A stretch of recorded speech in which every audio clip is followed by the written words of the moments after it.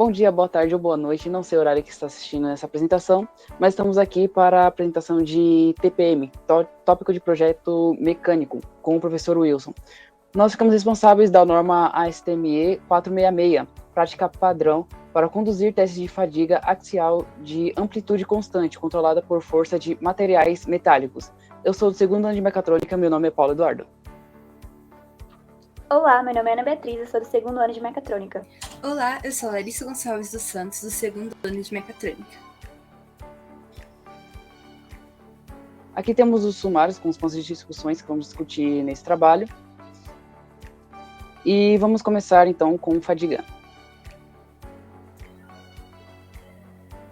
A princípio temos fadiga. O que seria fadiga? Fadiga, no caso, seria um fenômeno de ruptura progressiva de um material sujeito a ciclos repetidos de tensão ou de deformação.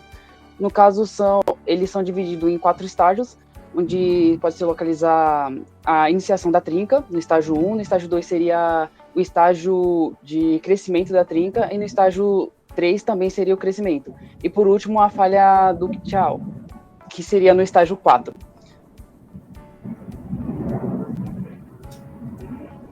No nosso escopo, temos que essa prática ela cobre procedimento para realização de ensaios de fadiga controlada por força axial, qualquer força que atua diretamente no eixo central de um objeto. Para obter a resistência à fadiga, que no caso seria o processo que causa falha prematura ou dano permanente a um componente sujeito a carregamento repetitivo, no caso, como já foi explicado, um ciclo constante, de materiais metálicos, em que a deformação são predominantes elásticas, tanto no carregamento inicial, tanto ao longo do ensaio. Essa prática é limitada aos testes de fadiga de corpos de prova axiais não entalhados e entalhados submetidos a uma amplitude constante, em função de formamento periódico no ar e em temperatura ambiente.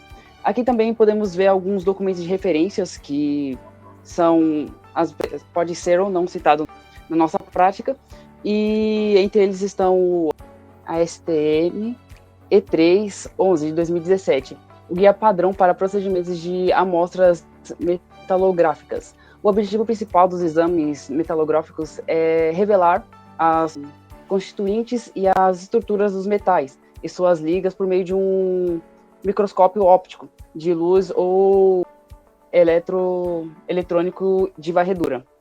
Também temos o ASTME 46721, a prática para a verificação de forças dinâmicas de amplitude constante em um sistema de teste de fadiga axial. Essa prática ela cobre o procedimento para a verificação dinâmica do controle de amplitude de força cíclica ou precisão de mediação durante o teste de amplitude constante em um sistema de teste de fadiga axial. Um outro também é o ASTM E6818, que é a prática padrão para a apresentação de resultados de testes de fadiga de amplitude constante para materiais metálicos. Essa prática ela cobre informações desejáveis e mínimas a serem comunicadas entre o orientador e o usuário, de dados derivados de testes de amplitude de forças constante axial, flexão, fadiga por testes de materiais metálicos testados no ar e na temperatura ambiente, que é uma norma que também vai entrar bastante na nossa apresentação. A outra norma é a ASTM E606 ou E606M21, que é o método de teste padrão para teste de fadiga controlada por tensão. Esse método de teste cobre a determinação das propriedades de fadiga a materiais normalmente homogêneos pelo uso de corpos de provas submetidos às forças uniaxiais. A antepenúltima norma, temos também a STM E73910 de 2015. É a prática para análise elástica de vidas de tensão linear ou linearizada e stress life, dados de fadiga. Essa prática ela cobre apenas as relações SN e EN, que podem ser razoavelmente aproximadas por uma linha reta em condutas apropriadas para um intervalo específico de tensão ou deformação. Em penúltimo, temos a STME E101219, prática padrão para verificação de estrutura de testes e amostra sobre aplicação de força axial e compreensão e tração.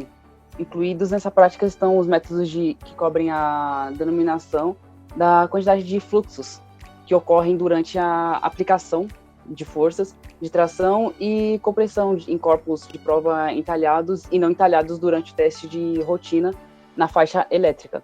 E por último, temos o ASTM E182321, termologia padrão relacionada aos testes de fadiga e fratura. Essa termologia contém as definições de termos específicos para certos padrões, símbolos e abreviações aprovados para o uso padrão dos testes de fadiga e fratura. No caso, essa seria a norma responsável mais pela escrita dos testes. Aí, significado e o uso. Determinidade de efeitos e variação de materiais. No caso, para que serviria e o que seria, no caso, esse teste?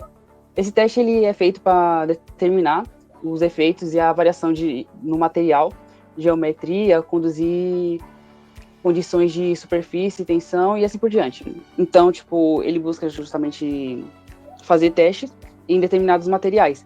Em primeiro, temos determinar o efeito das variações nos materiais, no caso, testar o material para saber até onde ele é capaz de sustentar. Por exemplo, em um avião que ele usa um determinado material metálico nas asas, com esse teste a gente conseguiria conduzir quanto tempo essa asa duraria e assim por diante. Ele também seria um guia para a seleção de materiais, no caso, com base nesse teste, também podemos analisar materiais que poderíamos futuramente usar em projetos ou em construções de objetos em si. Adequados para aplicações e projetos, no caso, também podemos usar isso para projetos maiores, correlacionados entre laboratórios. Uma coisa interessante sobre essa norma é que ela também é feita em compartilhamento entre diversos laboratórios, fazendo assim os resultados serem mais ideais e evitando muitos erros. Então, isso também é um ponto positivo, no caso, para o nosso projeto, para a nossa norma, que vamos apresentar hoje. Agora eu vou passar para as meninas, que vai fazer a apresentação do projeto em si. Olá. O projeto de amostra. O projeto de amostra explica que o tipo de corpo de prova usado dependerá do objetivo do programa de teste, mas o design deve atender a alguns critérios, como o projeto de corpo de prova deve ter alguma falha, ou seja, uma advertência deve ser dada em relação à seção do calibre. Isso é a seção transversal, quadrada e retangular. Já o segundo quesito é que para ter cálculos, precisa calcular a força para obter a tensão. E esse cálculo é aproximadamente 0,001 polegadas, ou seja, 0,03 milímetros, para dimensões iguais ou superiores a 0,200 polegadas, 5,08 milímetros, e com aproximação de 0,005 polegadas, ou seja, 0,013 milímetros, para dimensões menores que 0,200 polegadas, 5,08 milímetros. Tirando tudo isso, querendo explicar, elas devem ser consistentes a 8,2. Ok.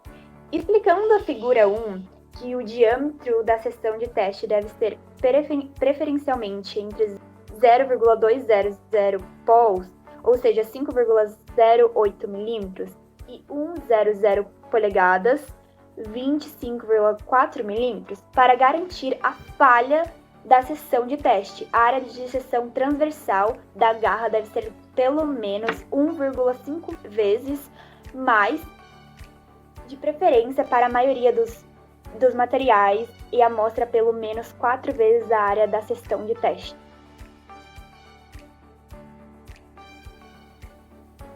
Amostra com raio contínuo entre extremidades.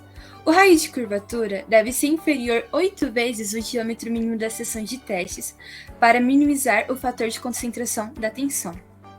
Lembrando que o comprimento da seção reduzida deve ser maior 3 vezes o diâmetro da seção de teste.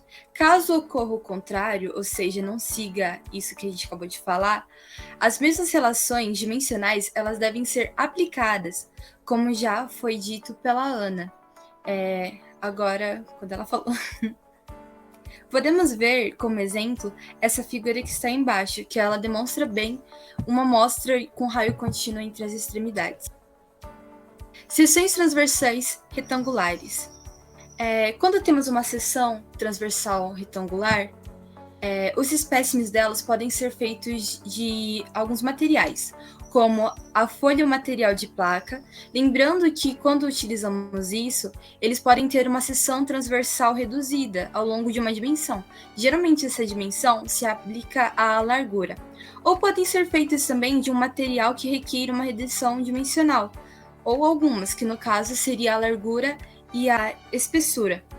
Lembrando, isso é um fato muito interessante e importante, é que nenhuma relação de área deve ser aplicada, ou seja, a aderência para a seção de teste. E também utilizamos, nesse caso, um valor diretriz, que seria dado como 1,5, como a Ana já falou. Caso não ocorra dessa forma, as seções elas também podem ser de dois tipos.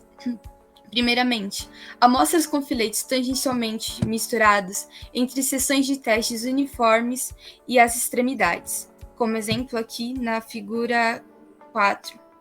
O raio desses filetes de mistura, eles devem ser pelo menos 8 vezes a largura da seção de teste do corpo de prova, de novo para minimizar o fator de concentração de tensão desse espécime.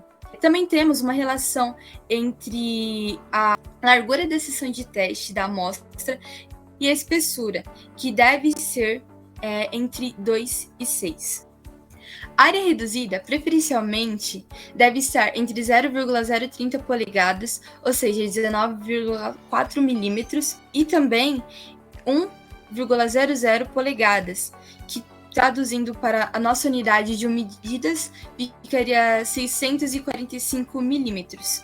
Lembrando que esses casos eles continuam, exceto que ocorra um caso muito extremo, onde há necessidade de a amostra do produto ter uma superfície inalterada, ou seja, torna essas restrições acima que a gente acabou de dizer, que está nesse lado esquerdo da tela, impraticáveis.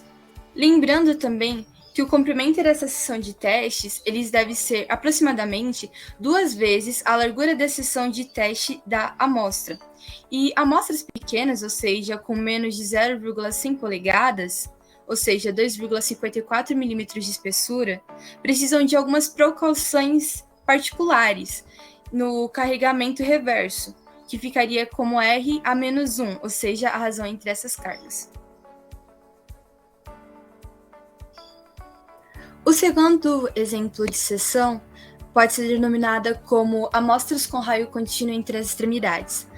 As mesmas restrições devem ser aplicadas no caso desses espécimes, como já foi dito antes. E também as restrições de área, elas devem ser as mesmas que a gente já tinha falado. É meio que ela segue um padrão, como as outras. E podemos ver exemplos de amostras com raio contínuo entre as extremidades aqui na figura 2. Espécimes entalhados.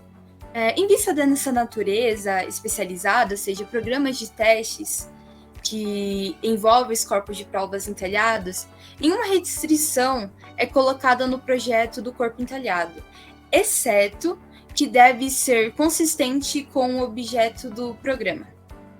E a geometria entalhada especifica que o raio da ponta do entalhe e as informações sobre o KT, que, como eu disse anteriormente, é o fator de concentração de tensão, precisa ser colocado junto com o método e a fonte de sua determinação devem ser relatados no trabalho final.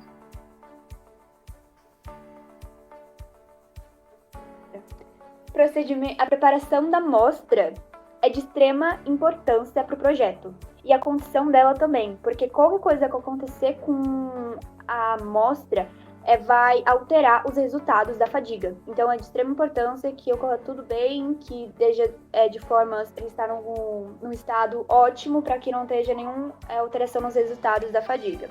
O procedimento de usinagem tem sido empregado em alguns metais na tentativa de minimizar a variabilidade da usinagem e do tratamento térmico durante a fadiga.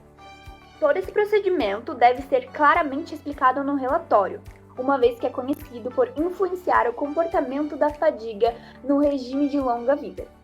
E como que a gente deixa essa amostra para que não danifique os resultados da fadiga, nós devemos armazenar ela de uma forma correta. De preferência, a gente deve armazenar essa amostra num meio interno, num meio nem muito quente e nem muito gelado. A inspeção, tem que ter inspeções para ver se tem algum erro com a amostra, se a amostra desviou da tentativa do projeto. Então, inspeções visuais a óleos desarmados ou com ampliação de baixa potência de até 20 vezes devem ser realizados em todas as amostras, porque, como eu disse anteriormente, é de extrema importância que não ocorra nada com a amostra e que a condição dela esteja num ótimo estado, porque se acontecer alguma coisa nessa fase do projeto, ele influencia totalmente o resultado da fadiga. Características do equipamento. Os testes eles podem ser realizados em alguns tipos de máquinas. Por exemplo, a máquina mecânica, que ela pode ter uma manivela excêntrica, parafusos de potências ou massas giratórias. Também pode ser acionado de forma eletromecânica ou eletromagnética, ou também hidráulico ou eletrohidráulico. Análise na ação da máquina de teste de monitoramento. Sistemas de monitoramento de força, como um transdutor montado em série com a amostra ou montado na própria amostra, devem ser essenciais para esse teste, pois precisamos fazer alguns monitoramentos durante a sessão da máquina. Por exemplo, precisamos manter a força do teste, ou seja, precisamos verificar no estágio inicial continuamente e depois periodicamente do teste, para garantir que o ciclo da força ele seja mantido. E também, como eu disse um pouco mais acima, essa questão do sistema de monitoramento da força para garantir que o projeto siga de forma correta e que isso não altere o resultado final. Também é importante a conservação da amplitude da tensão variável, ou seja, 2% do valor de teste desejado. E essa verificação dinâmica, ela é descrita na prática E467.